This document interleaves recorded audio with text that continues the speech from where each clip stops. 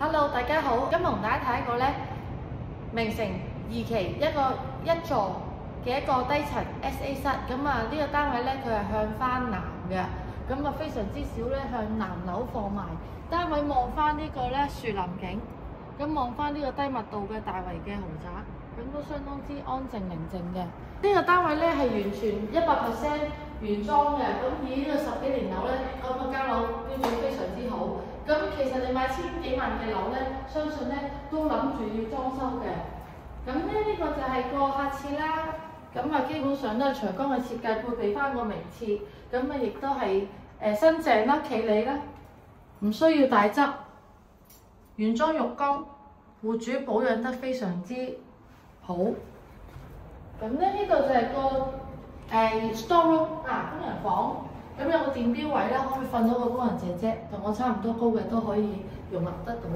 咁啊呢度咧係個廚房，廚房有3邊嘅工作台啦，亦都係原裝嘅飾面嚟㗎。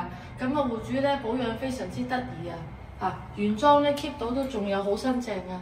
飯廳放到4至6個人嘅餐桌啦，咁客廳呢度咧亦都可以放到個貴妃椅 L 型梳化、分體機，咁亦都係直望翻佢咧。係好高私隱度嘅，冇互望到樓與樓之間互望唔到嘅。我哋睇個主人房先。主人房喺呢邊啦，咁亦都係廳房，相當之大，742尺嘅實用面積，咁亦都係望翻呢個優雅嘅樹景嘅。咁佢個優點，呢單位優點就係佢唔使拆任何嘅傢俬，因為根本上冇嘅。咁完全係原裝。呢度有個衣櫃位啦，做翻個衣櫃可以做個隱藏門。咁呢度浴室。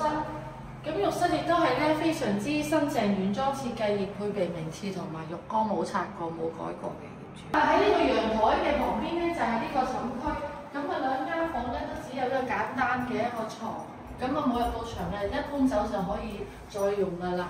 咁呢個床就做埋上窗台位咧，所以非常之寬廣嘅呢個單人房，仲可以放到化妝台或者小朋友嘅書台咁向南嘅，好開揚嘅。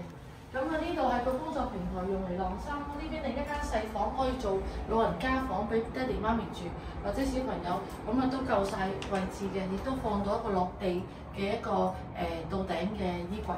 咁如果大家有興趣揾呢個向南嘅名城嘅屋苑咧，非常小本，有興趣咧，歡迎你隨時 call 我陳小姐約睇樓，多謝晒，拜拜。